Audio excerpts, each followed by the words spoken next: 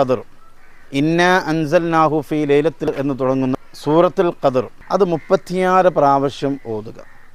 36 പ്രാവശ്യം ഓതിയിട്ട് അല്പം വെള്ളമെടുത്ത് ആ വെള്ളത്തിലേക്ക് ഊതുക. ഓരോ പ്രാവശ്യവും ഓതി വെള്ളത്തിൽ ഊതുക.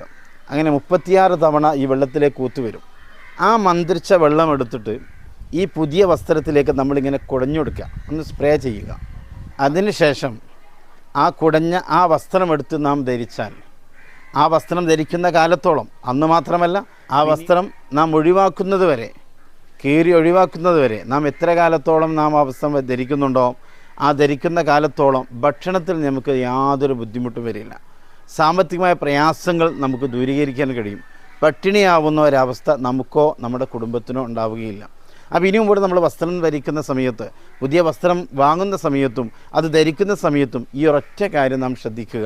36 തവണ ഇന്നാ അൻസൽനാഹു ഫീ ലൈലത്തുൽ ഖദർ